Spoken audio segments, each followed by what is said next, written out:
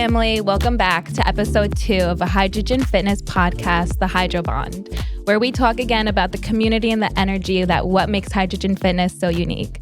Today, I'm your guest, Valentina, the fitness director, and we have 2 special guests with us today. We have Jon and Andrew, the owners and founders of Hydrogen Fitness. Thank you guys so much for coming on today. We definitely wanted to dig a little deeper about the vision and what was the whole, vision to create Hydrogen Fitness. Yeah, so we saw a gap in the market. We were already in the fitness space, and we didn't see anything that was franchisable or licensing in terms of being able to put up our own gym that was in the luxury space. So we started brainstorming and came up with the idea behind Hydrogen Fitness. We did all the ideations in terms of trying to find the great name. Obviously, it's number 1 on the periodic table, so number 1 in fitness as well. And it also just sounds amazing. So Hydrogen Fitness was born. From the get-go, we decided we wanted to be a franchisor. So we made sure everything was trademarked, everything was proper in terms of the layout and the branding and the style guide. From soup to nuts, everything was thought out day 1 before we even launched. Unfortunately, we signed our lease for our first location right before COVID. But we were able to make it out of it. So if you can get through that, you can get through anything. So yeah, honestly, I think that's a huge thing to say. You guys did open up a business during one of the hardest times that any of us could probably have been through. Andrew, do you want to say a little bit? He pretty wrapped it up. Yeah, I mean, look, we've been in the fitness space for a long time. Jon has a background in real estate and business development, and I have a background in fitness.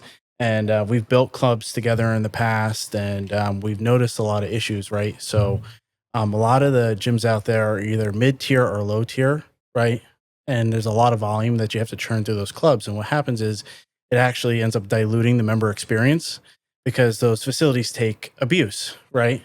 So we were like, well, we can come up with something that's high-end, right? Still an attainable price for the community that it's in, and still offer all the classes, the sauna, the steam room, the towel service, all those nice luxury amenities that most higher end facilities have. And we can pass that along to somebody that wants to open up their own facility. Yeah, and I'm sure when you guys have people coming in with these franchisees, you guys give a lot of preparation. You guys are really hands-on when it comes to the whole franchise side of the business. How is that like? Yeah, absolutely. I mean, I think that's one of the things about being a young franchisor, in that we're so new to the franchising space, is that anybody coming who wants to potentially put up their own franchised unit, they get FaceTime and they get actual time in front of the founders, and we can help them sort of speak throughout the whole process instead of having an employee who might have just been hired and doesn't know enough about the whole process involved in it that early on. So it definitely helps to have that ability to get in front of them and really delve deep into the business and help them have their best shot possible in succeeding. Yeah, and I think having that support goes a long way as well. And what would you guys say is the biggest difference between our gym, Hydrogen Fitness, and everything else that's outside? Yeah, so I mean, really it comes down to the value that the customer is getting, right? So a lot of these other gyms have a lot of middle management layered in, right? So they're forced to elevate the prices to the members, right? Where we can kind of lower that rate because there is no middle management with a franchise model. Franchisee owns the business, right? So they don't have to have a director of operations, a regional manager. They don't have to pay all these different wages. So you can pass that discount along to the customer. So now the customer's paying a fair rate for an awesome product, right? We're open 24 hours. Where all luxury facilities aren't, right? We're offering modality of classes. We're offering everything from reformer Pilates to hot yoga. We have a sauna, a steam room, towel service, luxury locker rooms. We have a full weight room floor loaded with hammer strength equipment. We have life fitness cardio. So you're getting all of that under one roof, right? And then in addition to that, you're getting all the extra services. We have the hydro bar, we just shake, salad, smoothies, wraps. So all of that for only $149.99, where if you were to go to basically a competitor, you're going to be paying anywhere from $300 to $500 a month. Or if you're into studios, right, and you're a class person, you're going to be paying maybe $250 for one modality of fitness, where you can pay for $149 and you get bunch of different modalities. Right. Right. So you could be paying for a boxing studio, but we offer boxing. And we also offer Pilates, and we also offer yoga. So there's a lot incorporated for that $149.99, and it's really attainable to the members.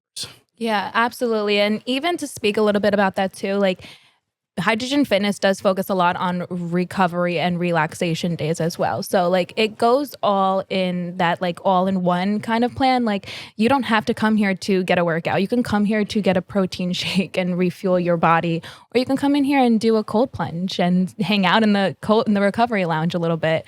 And you can come here when there's holidays because we're 24/7. So there's always something for somebody to do here, which is amazing. So what's your experience been working for Hydrogen Fitness? Absolutely amazing. No, I'm just kidding. No pressure. No, honestly, I have been in the fitness world for quite a while too. About, when I turned 17, I got a job working at a gym and I kind of stuck through it.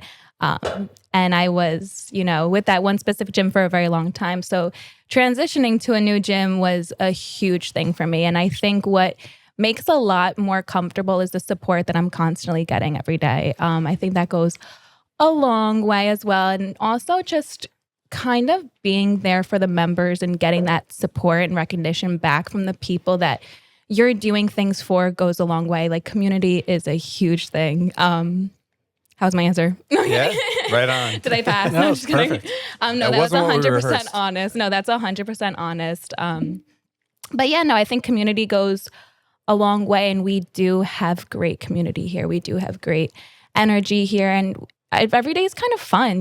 We have so much going on. Each studio, there's something going on. There's a class, there's 3 classes going on. Like, it's very busy. Like, time just moves by really fast. What was your favorite part about transitioning the spin studio to hot yoga? Oh, all of the above. Everything from, having the whole, having a whole empty room is kind of really cool. Going into like the design of the space and, seeing what we could do, what works. And so far, the transition has been kind of effortlessly. I think we did a really good job with transitioning that class into something that now we have wait lists every single week for classes specifically in that room. Yeah. Hot yoga, hot Pilates, and now we're even teaching hot sculpt.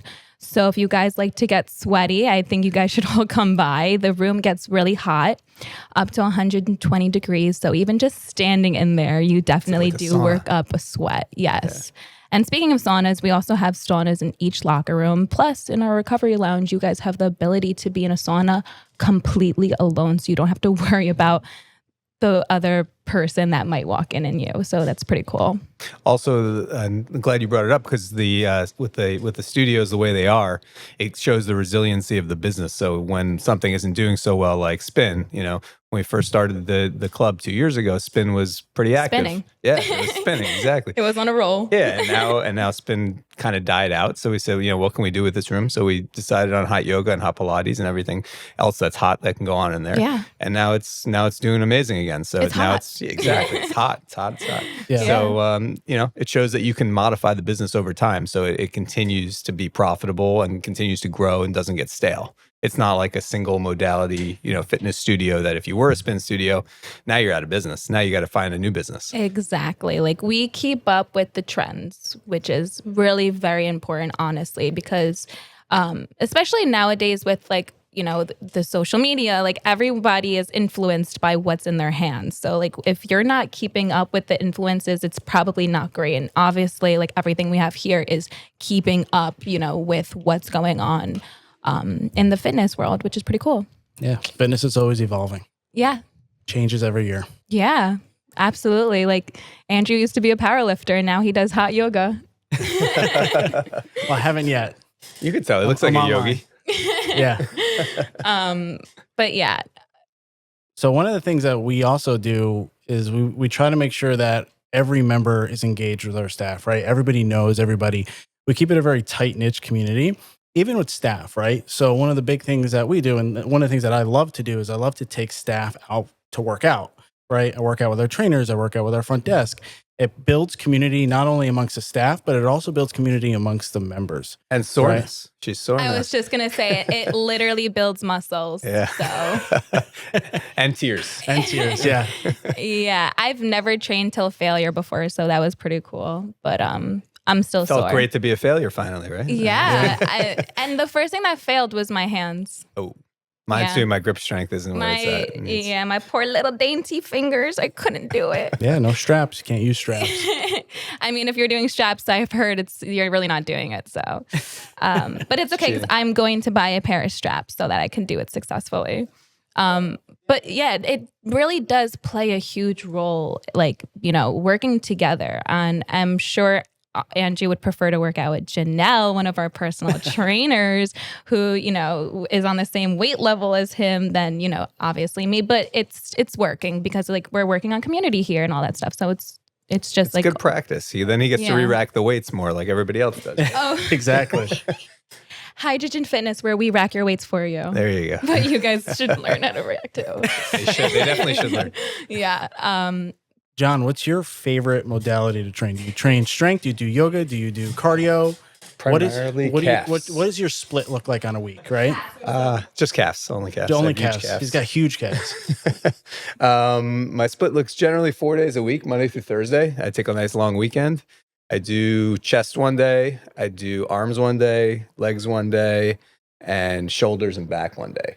Okay, so you got a pretty good split. Everything's pretty balanced, and the weekends are for recovery, right? Pretty much, but I am not getting sore like Valentina is, so I'm definitely not upping my game. I got to have you beat the crap out of me. Well, I think it's really important that you're also working out with such a busy schedule as well. Like, I've noticed that both of you guys always try to make time to work out. And and I will say, being an employee at a gym does not make it easier to work out. In fact, it kind of makes it a little bit more tough to get that workout in. So seeing us and like seeing you guys especially take time to work out is super important. And I think it's a little bit like a needed thing to also for yourselves. I'm sure you guys have a lot of stress throughout the day and throughout the week. And I know that the workout or, being in a gym is supposed to help us, dilute a little bit of that stress. So tell me, how is it? Does it get tough sometimes for you guys? Yeah, it's not always easy. I mean, like, it's some days I'm just like, I don't want to do anything. But then I'm like, oh, Valentina's going to work out. Let me grab her on a Friday night.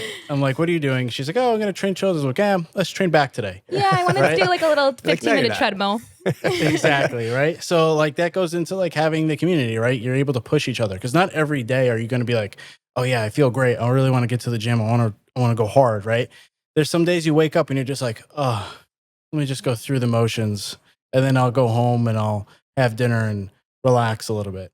But you need people to push each other. So when I see you, right, or I see any of the trainers, or I see some of the members, I'm like, hey, let me grab these guys. Let me try to get them in. Let me try to work out with them because it's going to motivate me, and we could push each other. Yeah. Right. So having that community and having that relationship with your staff and your members helps you, and it helps them because you also can learn from each other too.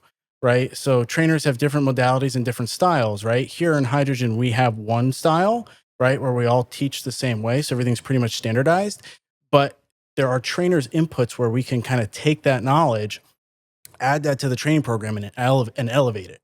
Yeah. Right. So like one of the things that like I do is I like to superset my lat pull downs with reverse pull downs. Right. It's great. You were like, oh my God, I can't believe I'm doing this. Yeah. But like now you can incorporate that with a client, and your client's gonna be like, oh my God, this is gonna take me to the next level.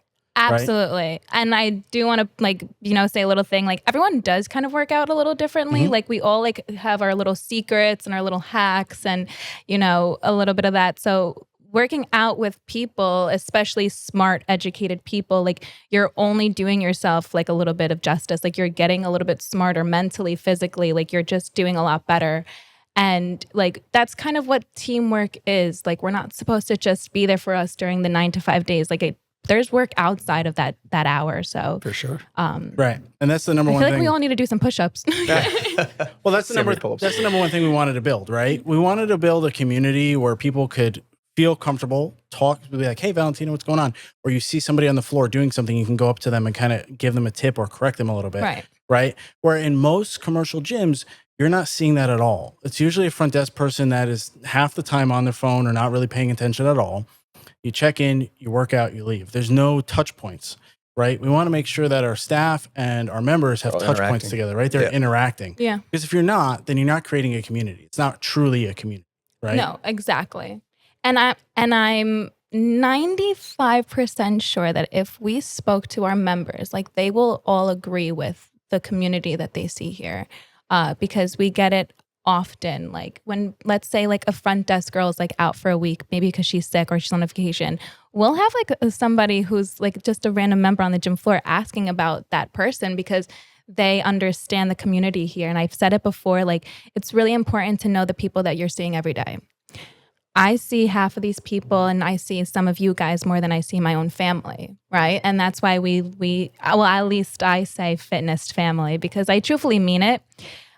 We do see you guys more than we see our people at home or our family members at home. And everything that I do is really for like you guys and the people out there. So like it does come from the heart. And I'm sure a lot of you guys can relate to that as well. But yeah, so that just, it all plays a huge role. Like we're all here to help. You know, I like to say hi to people first name basis, and I'm sure people like to do the same, vice versa. And if you ever see me supersetting a lat pull down with, what is it called? With reverse pulls? Yeah, grab me and tell me that you need me to help you reset your password for the app. Please. Gotta save her. Save me, please. So what's your favorite modality of cardio, and how long do you do it each day? My favorite modality of cardio is working. That is, I'm running around the gym floor all the time. But no, I'm not really a cardio girl. If I'm going to do it, I'm going to do like probably like a short burst of cardio. If I have like 10 minutes, 15 minutes, and I have the energy, maybe some kettlebell swings, maybe some rower on the rowing machine. If not, 15 minutes or 800 steps on the Stairmaster, I'm done. What about you? So Stairmaster. I mean, they're going to rank on me for it, but elliptical. That's okay. I've already heard it this week. So. It's a low Why? impact. Or less. Low impact. Why? Yeah. What is it? I mean, Gotta I'm keep sure the knees going. we all want to know what is it that like everyone loves about the elliptical, because they're people still like use them. Like Yeah. that's a modality that has never like kind of faded. They were hot when I was in college. That was when they were like first coming out, and I just got into it then, and I never really looked back. I always, I mean, sometimes I look back, but then I kind of fall off the machine. But yeah, no, it's, I feel like the treadmill just like, it's so much pounding on the knees. So like over time, you're just going to wear them down. And then the stair mill, it's great, but it just, I can't do more than 5 minutes of it before feeling like I'm going to die. And the Jacob's ladder is like 2 minutes. So yeah, I would love to do those, but they just kick my butt too much. I think we should set a goal. We should. I think we should set a goal. 10 minutes on the Jacob's ladder. 10 minutes. That much. That's all you need. You have paramedics standing by? No. Well, we do have an AED, though. I'm trained to use it. All right. Make sure the batteries are charged. We're Yeah. good. And then do you do cardio? I do cardio, yeah. I'm so surprised. Yeah, usually. Oh, you are surprised? No, I'm just kidding. That sounded really mean. I just usually see him doing lateral pull downs. She was like, "Oh, you're looking a little fluffy." Or like I'm very 200 surprised. squats. I don't know. Yeah, no, I do. Usually, like once a week, I'll row a 5K on my rower at home. Of course. But if it's not rowing, it's usually I use a true form runner. So John said, yeah, running on treadmills is like high impact. For me, it does like hurt my knees a little bit, but we have a true form runner, right? Which has a natural curve in it. I love that So one. it teaches you how to actually stride and how to actually run. And you run a mile on that thing and you're sweating bullets, right? So usually I'll do intervals and I'll do like 2 minutes on, 30 seconds off, and I'll rock it for like 45 minutes. Wow. And Impressive. that's like you're fully pushing your body to like the max on that. Yeah, usually. Yeah, Usually all my workouts, I like to get as much as I can out of myself. Yeah, those things don't have motors, so you're literally powering it. Yeah. You're like a hamster on a I wheel. love that. But Yeah. 2 minutes, I think, is like my tops on that. Like 2 minutes on that, I feel like Hussein, what's his name? Usain Bolt. Yeah. Usain Bolt, I yeah. feel like him on that. And because you could also see how fast you're going on that. Yeah, you can, which is like That's what you're pushes training you. for? Yeah. Well, What's no, your I mean, max? I have What's no your idea. speed? I haven't tested it. We should test it after this. We should do all three of us. We'll test it. Mine is 20, I think. 20 miles an hour? I think so. Wow. That Maybe I'm 20 lying. miles an hour. You're faster than a golf cart. Yeah, I was gonna say most humans can't even run 10 miles an hour. Oh gosh. Maybe I She's a third of no. a cheetah. I'm pretty fast, That's how I but measure like things. someone has to catch me. All right, we're gonna do it Put a after this. parachute behind you. Fly Oh, you out. know who's really good on that? Jack. Oh, I bet. Jack. I bet. If you guys are a Hydrogen Fitness member, then you guys know Jack. Jack's going to be guest number 3 on this podcast. Yeah. Gotta have Jack Jack. or Can we put a poll up so that they could tell us if they want like maybe like a trainer or That's a great idea, absolutely. actually. I like that. Yeah, I like let that. us know if you guys want a trainer or a member or Jack. If you don't know who Jack is, you'll find out if you vote for him. Yeah. Exactly. If We'll you like get the vote for element of Jack shirts. surprise, We're gonna find just Vote for Jack. We're gonna vote for him just so we can know who the hell he is. It's like, Oh my God, Like that we're would be talking about Jack. honestly amazing. That would probably be one of the longest, interesting podcasts where we're talking about. for sure. And high energy. It's got to be an active podcast. He's not going to sit still. No, I think we should put him on the rower or something like that. Definitely. He can Be out show of us the studio. lava rock, though. He can. That's what I was gonna tell. He has insane. I actually should start doing his grip routine so I could hold the weight. weights and everything I'm doing because my hands were actually shot. Well, do you wear gloves or no gloves? No, I've never worn gloves in my entire life. I've never even worked out with a strap before. Wow. I don't have calluses, and I want to make sure that women know that. Because I feel like a lot of women are nervous to like, oh, I shouldn't say that. A lot of people are nervous to like not go heavy or do certain exercises, for instance, like pull-ups. Like, and I think for the reason of being afraid that you're going to get like calluses on your hands is a very poor excuse. So Manicures can get rid of those. No problem. No, not even like, I think personally, if you could get your body to do a pull-up, that's more of an achievement than not having a callus on your hand. It's true. That's just my opinion. But even better if you could do both. Exactly. Right. And I'm here to say I've never had a callus on my hand, and I've never trained with gloves or straps. And how many pull-ups can you do now that led down that path? I feel like I'm going to say a number and you guys are going to challenge me. I could probably like do 400. a solid, no. I could do a solid like 7. That's pretty good. And I You can challenge, get to 10. maybe. I think only there we go. 5% of the population can do one pull-up. Yeah, I that's could correct. do, that. and Yeah. I could do 15 push-ups in a row without stopping. Pretty That's good. And knuckles or fingers. Ooh, Yeah. my 10 fingers, but I will try 2 fingers. I could do a single leg Tough. push-up. Single leg. That's Single really tough. leg push up, not single arm.